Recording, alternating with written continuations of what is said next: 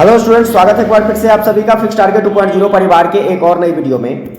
2023 में जितने भी स्टूडेंट LNMU से पार्ट 3 का एग्जामिनेशंस देने वाले हैं और यदि आपका हिस्ट्री ऑनर्स है तो इस पूरी क्लास को ध्यान से देखिएगा, क्योंकि आज के इस क्लास में हिस्ट्री पेपर नंबर 6 के लिए मॉडल प्रैक्टिस सेट 6 डिस्कस करने वाले हैं।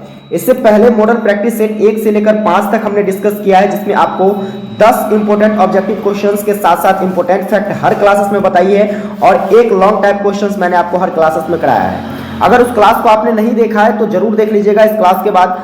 आज के इस क्लास में सेम पैटर्न से हम लोग चलेंगे और मोस्ट इंपोर्टेंट कुछ क्वेश्चंस देखेंगे। तो फटाफट से एक बार आप लोग क्लास को शेयर कर दीजिए, ज्यादा से ज्यादा स्टूडेंट को लाइव क्लासेस से जोड़ने का प्रयास कीजिए और लाइक नहीं किया अभी तक वीडियो को तो लाइक कर दीजिए और चैनल पर नए हैं तो सब्सक्राइब जरूर कर लेना, ठीक है। आइए हम लोग क्लास को स्टार्ट करते हैं। देखिए यहाँ पर मॉडल प्रैक्टिस सेट जो ये 6 है, इसके बाद 2 सेट और आएगी 7 और 8, ठीक है, पेपर नंबर 6 के लिए। इसके बाद पेपर नंबर 7 और पेपर नंबर 8 हम लोग क्लियर करेंगे। चलिए हम लोग बढ़ते हैं क्लास की तरफ। सबसे पहला क्वेश्चन देखना क्या है। सबसे पहला क्वेश्चन है कि प्लासी के युद्ध के समय बंगाल का नवाब कौन था? सिराजुद्दौला या फिर मीर कासिम या फिर मीर जाफर या फिर शाह आलम? तो मेरे भाई याद रखना है आपको, प्लासी के युद्ध के समय जो बंगाल का नवाब था वो कौन था? सिराजुद्दौला था, ठीक है। इंपॉर्टेंट क्वेश्चन है, याद रखिएगा। और इसी प्लासी के युद्ध के बाद जो है यह भारत में क्या हुआ, तो भारत में अंग्रेजी शासन का आधिपत्य कायम हो गया। समझ गए? तो अब देखिए यहाँ पर कुछ और इंपॉर्टेंट फैक्ट देखेंगे। यदि आपसे पूछ लिया जाए कि प्लासी शहर जो है, ठीक है, प्लासी शहर किस नदी के तट पर स्थित है, तो आपको ध्यान रखना है गंगा नदी के तट पर। किस नदी के तट पर? गंगा नदी के तट पर प्लासी स्थित है। चलिए नेक्स्ट क्वेश्चन देखते हैं। अगला क्वेश्चन क्या है? क्वेश्चन कहता है कि कौन भारतीय राष्ट्रीय कांग्रेस की पहली भारतीय महिला अध्यक्ष थी? ये क्वेश्चंस मैंने आपको कराया है, आंसर आपको पता है तो कमेंट करके बताइएगा, ठीक है। देखिए वैसे इसका सही आंसर क्या हो जाएगा? सरोजनी नायडू हो जाएगा। क्या हो जाएगा मेरे भाई? सरोजनी नायडू। अब यहाँ पर देखिए कुछ और क्वेश्चंस यहाँ से बन जाते हैं कि सरोजनी नायडू जो कि भारत की पहली महिला राष्ट्रीय अध्यक्ष थी, यह कब बनी? तो याद रखिएगा 1925 में बनी। कब बनी? 1925 में। और फिर यदि पूछ लिया जाए कांग्रेस के किस अधिवेशन में बनाई गई थी, तो याद रखिएगा कानपुर अधिवेशन में। किस अधिवेशन में? 1925 के कानपुर अधिवेशन में भारत की पहली महिला भारतीय अध्यक्ष कौन बनी? सरोजनी नायडू बनी। अब यहाँ पर देखिए भारतीय राष्ट्रीय कांग्रेस की जो है स्थापना कब होती है, आपको याद रखना है। भारतीय राष्ट्रीय कांग्रेस की स्थापना जो है यह 28 दिसंबर 1885 में होता है। कहां पर होता है? तो मुंबई में होता है। कहां पर होता है? मुंबई में होता है। फिर यदि आपसे पूछ लिया जाए कि भारत जिस समय स्वतंत्र होता है 1947 में, भारत कब स्वतंत्र होता है? 1947 में। उस समय भारतीय राष्ट्रीय कांग्रेस के अध्यक्ष कौन होते हैं? तो आपको याद रखना है डॉक्टर राजेंद्र प्रसाद। कौन होते हैं मेरे भाई?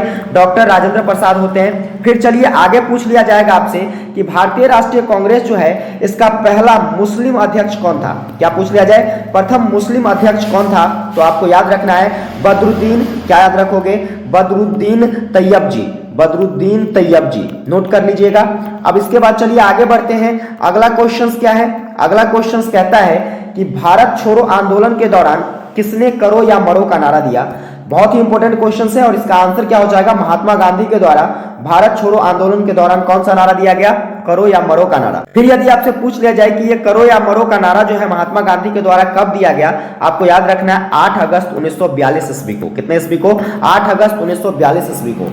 आगे बढ़ते हैं। देखिए चौथा क्वेश्चन क्या कहता है। चौथा क्वेश्चन है ब्रह्म समाज के संस्थापक कौन थे? तो ब्रह्म समाज की जो स्थापना की गई थी किसके द्वारा? राजा राम मोहन राय के द्वारा किया गया था। ऑप्शन नंबर डी इसका सही हो जाएगा। इसके बाद चलिए आपसे पूछ लिया जाए कि राजा राम मोहन राय ने ब्रह्म समाज की स्थापना कब की, तो आपको याद रखना है 20 अगस्त 1828 को। कब किया मेरे भाई? 20 अगस्त 1828 को। फिर यदि आपसे पूछ लिया जाए कि ब्रह्म समाज का जो प्रथम मंत्री था, ब्रह्म समाज का प्रथम मंत्री यह कौन था, तो आपको याद रखना है ताराचंद्र चक्रवर्ती। कौन था मेरे भाई? ताराचंद्र चक्रवर्ती। चलिए आगे बढ़ते हैं। अगला क्वेश्चन देखिए क्या कहता है।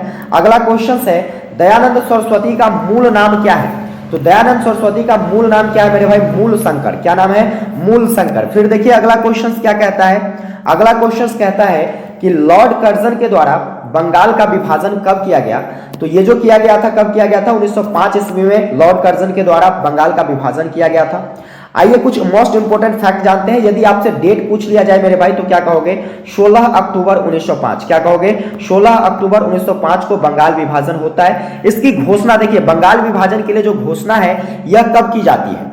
तो बंगाल विभाजन के लिए जो घोषणा की जाती है यह 20 जुलाई 1905 को ही किया जाता है, लेकिन यह बंगाल विभाजन पूर्ण रूपेण कब होती है, तो 16 अक्टूबर 1905 को होती है। और इसी डेट को देखिए 16 अक्टूबर 1905 को बंगाल में किस दिवस के रूप में मनाया जाता है, तो बंगाल में इस दिवस को शोक दिवस के रूप में मनाया जाता है। किस दिवस के रूप में मनाया जाता है, शोक दिवस के रूप में मनाया जाता है। फिर यहां पर देखिए यदि आपसे पूछ लूं मैं कि बंगाल विभाजन जो है यह वापस कब लिया जाता है, बंगाल विभाजन जो है यह वापस कब लिया जाता है, 1911 ईस्वी में। ये क्वेश्चंस मैंने आपको पहले भी कराया है। चलिए आप हमको कमेंट करके बताना मेरे भाई कि बंगाल विभाजन जो है यह किस वायसराय या फिर किस ब्रिटिश शासकों के द्वारा वापस लिया जाता है, कमेंट करके बताना है आपको। फटाफट से एक बार आप लोग शेयर कर दीजिए, बहुत ही दमदार क्लासेस होने वाली है, क्योंकि आप लोग शेयर करने में कंजूसी कर देते हो भाई, ठीक है।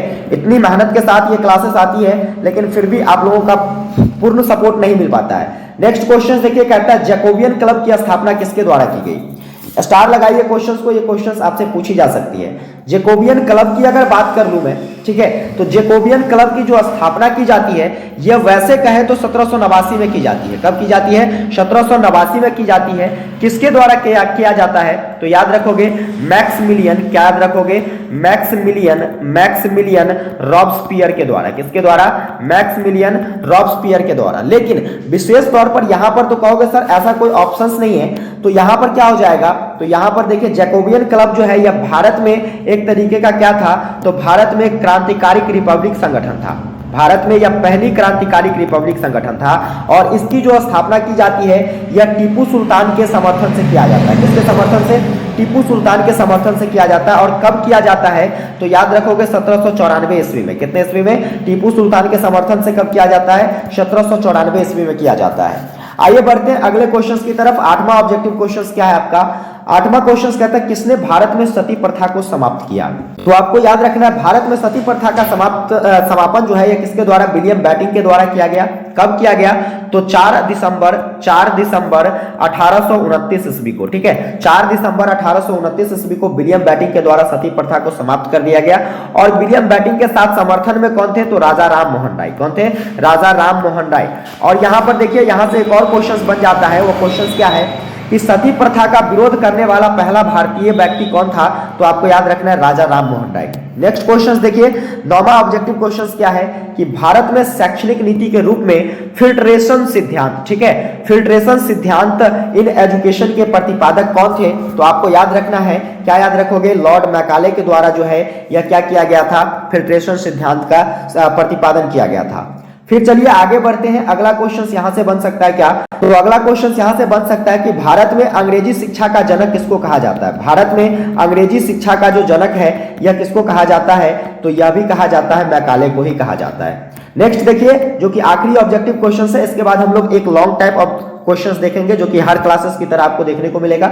चलिए यहाँ पर क्वेश्चन है, बंगाल में अस्थायी बंदोबस्त की शुरुआत किसके द्वारा की जाती है, तो बंगाल में अस्थायी बंदोबस्त जो है यह कॉर्नवालिस के द्वारा किया जाता है। किसके द्वारा, कॉर्नवालिस के द्वारा। कब किया जाता है, तो मेरे भाई कब किया जाता है, 1793 ईस्वी में किया जाता है। इसके बाद चलिए एक क्वेश्चन आपको स्टार लगा के नोट कर लेना है कि यदि पूछ लिया जाए आपसे कि रैयतवाड़ी क्या कहा जाता है, रैयतवाड़ी व्यवस्था का जनक किसे कहते हैं, तो रैयतवाड़ी व्यवस्था का जो जनक है यह किसको कहा जाता है, थॉमस मुनरो को कहा जाता है। किसको कहा जाता है मेरे भाई, थॉमस मुनरो को कहा जाता है। चलिए अब लॉन्ग टाइप क्वेश्चंस की तरफ बढ़ते हैं। इससे पहले आप लोग एक बार फिर से मैं कहूंगा कि शेयर करो यार, दबा के शेयर करो, सभी फ्रेंड्स को शेयर करो ताकि सारे स्टूडेंट को फायदा मिल सके, ये नहीं कि सिर्फ अपने फायदे के लिए करो। चलिए क्वेश्चंस देखिए, 6ठा नंबर क्वेश्चन है, 6ठा सेट है और 6ठा क्वेश्चन है। क्वेश्चन है कि 1919 में मॉन्टेस्क्यू चेम्सफोर्ड सुधार की विशेषता एवं महत्व की विवेचना करें। स्टार लगाओ। क्वेश्चंस 2017 में पूछा गया है, 2021 में पूछा गया है, अब 2023 की बारी है और निश्चित यह क्वेश्चंस 2023 में पूछा जाएगा। सबसे पहले तो मेरे भाई मॉन्टेस्क्यू चेम्सफोर्ड सुधार जो है इसके बारे में जान लो। क्या 1919 के जो मॉन्टेस्क्यू चेम्सफोर्ड सुधार है, इस अधिनियम के पारित होने के समय मॉन्टेस्क्यू जो थे कौन थे, भारत के सचिव तथा चेम्सफोर्ड जो थे या भारत के वायसराय थे, इसलिए इस अधिनियम को मॉन्टेस्क्यू चेम्सफोर्ड क्या कहते हैं, सुधार के नाम से जाना जाता है।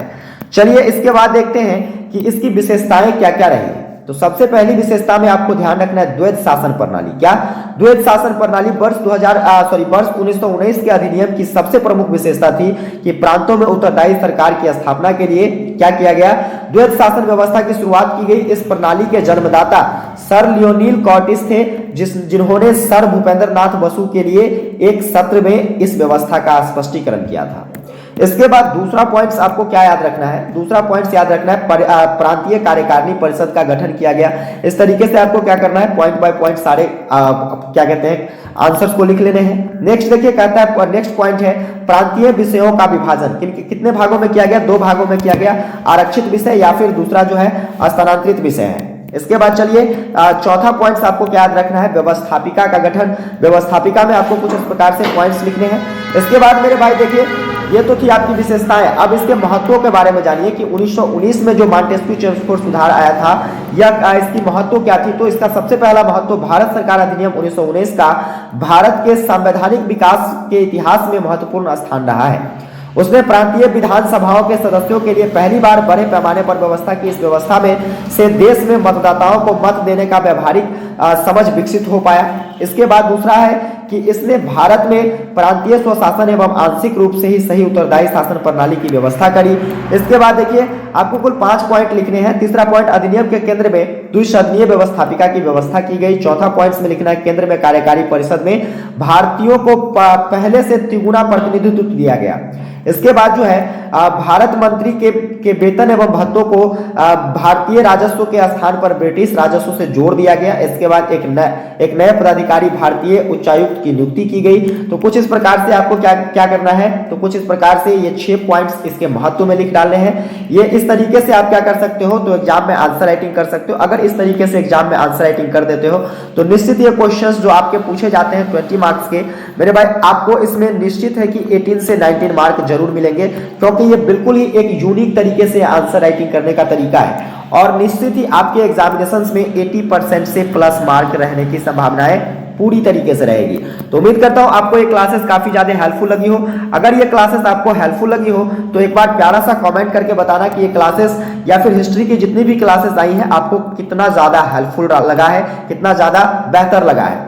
चलिए एक बार फटाफट से आप लोग शेयर नहीं किए हैं तो शेयर कर दीजिए, वीडियो को लाइक नहीं किए हो लाइक कर दो। और इसके बाद दोस्तों चैनल पर नए हैं तो आप भी सब्सक्राइब करके नोटिफिकेशन बेल को ऑन कर लो, ताकि जैसे ही क्लासेस आए आपके सामने नोटिफिकेशन पहुंच जाए। मिलते हैं आप लोगों के साथ अगली वीडियो में, तब तक के लिए जय।